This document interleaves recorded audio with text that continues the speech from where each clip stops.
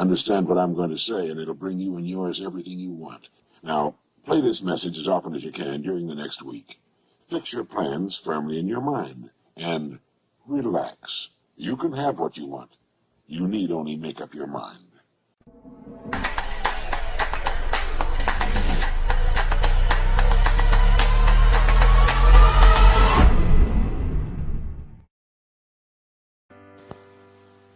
Let's talk about money.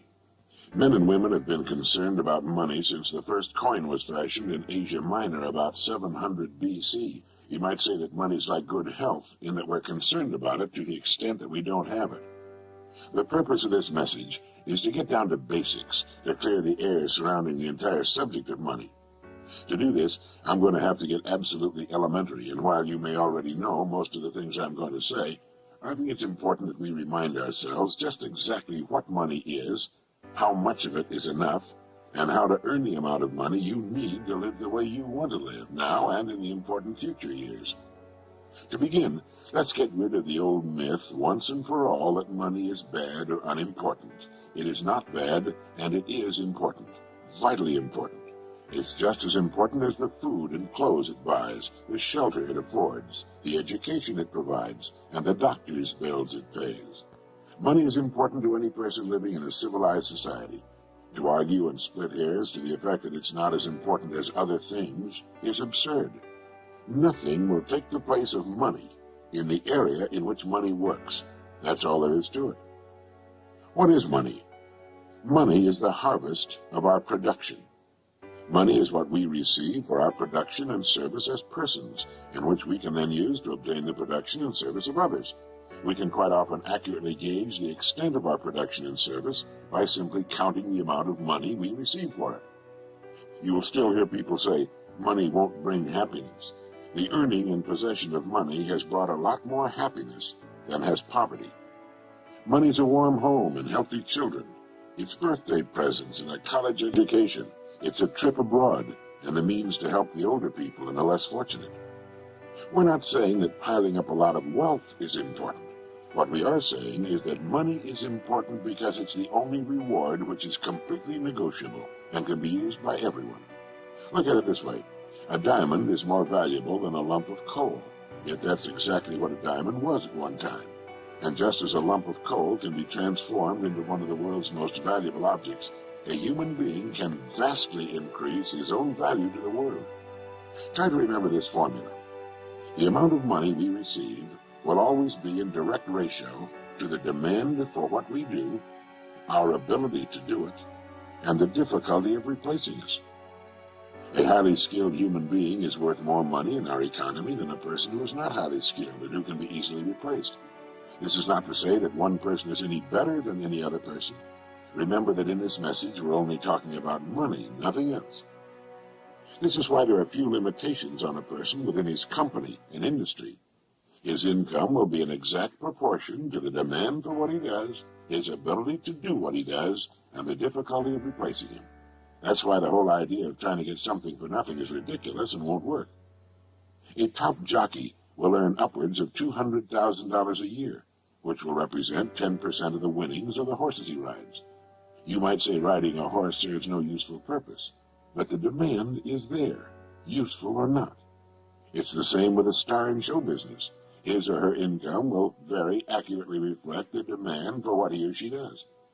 And that's why preparation for life is so important. Luck has been defined as what happens when preparedness meets opportunity.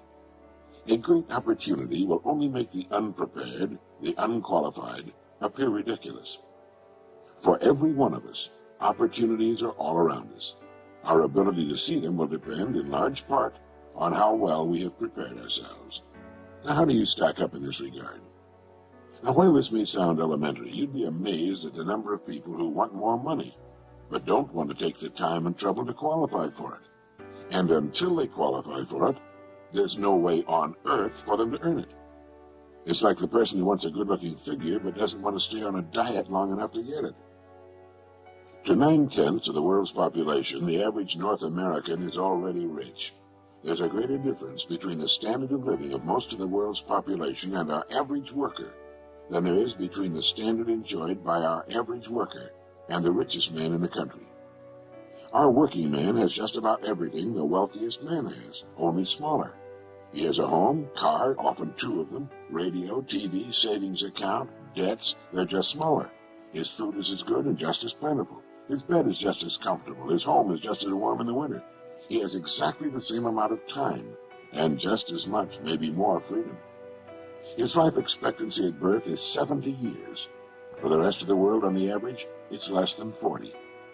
With only a fraction of the world's population, we in the free world have half of the world's total money income. We have more than 2/3 of all the automobiles on Earth. So in talking about money, let's understand that we're already rich as people. Now, how much do you want? How much money do you need to live the way you want to live, to accomplish the goals you have established for yourself? Most people think they want more money than they really do, and settle for a lot less than they could earn if they went about it the right way. The world will pay you exactly what you bargained for, exactly what you earned, but not a penny more. You remember the poem that goes, "I bargained with life for a penny, and life would pay no more"? Well, that's about it. We will receive not what we idly wish for, but what we justly earn. Our rewards will always be in exact proportion to our service. If you don't like your income, you must devise ways and means of increasing your service. And this is an individual thing. No one can do it for you, although you can get ideas from others. Your service must come out of you, your mind, your abilities, and your energy. A strong man cannot make a weak man strong, but a weak man can become strong on his own by following a specific course of action for a sufficient length of time. And a man who's already strong can become a lot stronger. You may have heard someone say, "Why should I knock myself out for the money I'm getting?" Now, it's this attitude which, more than anything else, keeps a person at the bottom of the economic pile. He doesn't understand that only as we grow in value as persons will we receive the increased income we seek. If we try to stand still in our work, and millions do, we'll never know the rewards, nor the joy of accomplishment and the personal satisfaction and peace of mind which come only to the person of unusual achievement. There are two distinct steps we must take. First, we must decide how much money we really want. Once this decision is made, the second step is to forget the money and concentrate on improving what we now do until we've grown to the size that will fit and naturally earn the income we seek. Once we're fully qualified for the amount of money we decide to earn, we'll soon find ourselves earning it. And we'll also discover that with our new powers and abilities, it's no more difficult, perhaps even less difficult, than what we're now doing for the money we're now earning. Now ask yourself, how much money am I perfectly willing to earn, realizing that the amount I earn will be in exact proportion to my skills, the demand for what I do, and the difficulty of replacing me? There are really three amounts of money every person should decide upon. One, the yearly income he wants to earn now or in the near future. Two, the amount of money he wants to have in a savings and or investment account. And three, the amount of money he wants as retirement income, whether he ever retires from active work or not. Now, it's here that most people make a very serious mistake. They never decide on any one of these three amounts of money.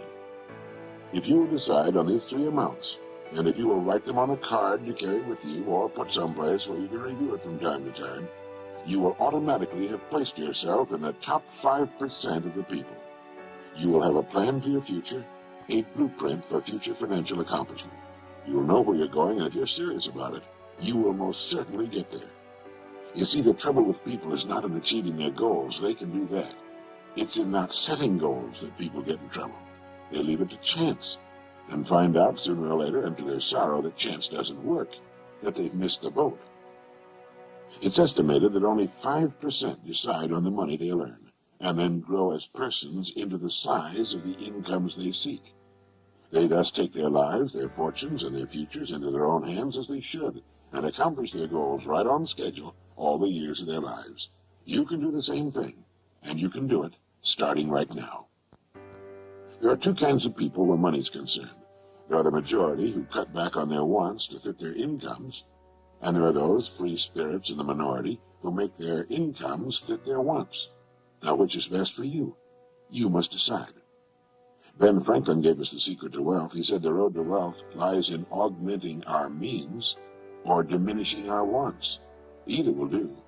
But the quickest way to wealth is to do both at the same time.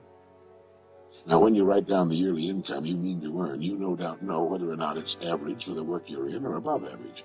The chances are good that the figure you will decide upon will be above average, perhaps quite a bit above average. That's good. Now ask yourself, who in my line of work is now earning that kind of money? If you know, you'll have a good idea of what you have to do in order to earn it. Now, this is exactly how men move from the ranks into positions of top authority with corresponding incomes. I have no way of knowing your line of business. Regardless of the business you're in, it needs new leaders, men to come up in the years ahead. Everything is expanding, getting larger, and with the increase in size and scope, the most desperate need is for the dedicated, able person who can learn to lead the field, and to lead others as well. Some of the top executives in the nation today were once accountants, shipping clerks, struggling lawyers, service station attendants, salesmen far out in remote territories, sales clerks, mailroom boys, mechanics. You cannot think of a position from which people have not climbed to the top. Understand what I'm going to say, and it'll bring you and yours everything you want. It's not the job, it's the person. It's not your present circumstances which count, but the circumstances you make up your mind to achieve that are important. The only limit on your income is you. And the income you decide upon can be achieved within the framework of your present work, industry, or profession, where you already have a start and a place. All you need is the plan, the roadmap, and the courage to press on to your destination, knowing in advance that there will be problems and setbacks, but knowing also that nothing on earth can stand in the way of a plan backed by persistence and determination. With the income written down that you intend to earn, spend a part of each day thinking of ways in which you can increase your service, knowing that you have only to manage this and the income will take care of itself. Since the amount of money you want to earn is more than you're now receiving, your part of the bargain is to find ways of increasing your service until the gap has been bridged, and more than bridged. Look at your card, with the 3 amounts written on it. By setting a financial goal, you're demonstrating faith. You'll find that you'll begin to become what others call lucky. You'll begin to get good hunches and ideas. You'll take far more interest in everything about your work and your company. You'll see opportunities in your work and environment you've never noticed before. In fact, you'll soon discover you're no longer the same person. You'll care less how others are doing their jobs and concern yourself more with the manner in which you do yours. By your example, you will inspire others to do their jobs better. Have faith in yourself and the quiet, firm inner knowledge that you can and will accomplish your goals. Know that the answers you seek will come to you in their own time if you only keep looking for them. Above all, realize that money cannot be sought directly. Money, like happiness, is an effect. It's the result of a cause, and the cause is valuable service. Keep money in its proper place. It's a servant, nothing more. It's a tool with which we can live better, see more of the world, give our youngsters the education they need and a good start in life. It's the means to a happy, carefree retirement in later years. Money is necessary to modern life, but keep it in its place. You need only so much food to enjoy good health. You need only so much money to live comfortably, securely, and well. Too much emphasis on money reverses the whole picture. You then become the servant, and the money becomes the master. As Horace Latimer put it, it's good to have money and the things money can buy, but it's good, too, to check up once in a while and make sure that you haven't lost the things that money can't buy. Every person should know happiness in his work and home, and prosperity. These things can and should be yours. Now, play this message as often as you can during the next week. Fix your plans firmly in your mind, and relax. Keep cool and calm. Be as serene as you possibly can be. You have nothing to worry about. Right now, you may have no idea at all how the additional income you seek is going to come to you, nor how you're going to save the amount you want in a savings account, or how you can possibly arrange for the retirement income you've decided upon. That isn't important. Remember that the only really important thing is that you know what you want. If you do, you must become what you think about. Be realistic about your financial goals, for as you reach them, you can then set higher goals.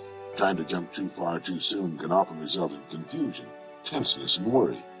Take your growth in sensible, logical steps, remembering that the big thing is that you know what you want, and that you realize your rewards will match your service. That is, that you must devise ways and means of actually becoming the person who is worth the amount of money you have established for yourself. A person may be worth more than he's getting for a while, but the two will match up. They have to.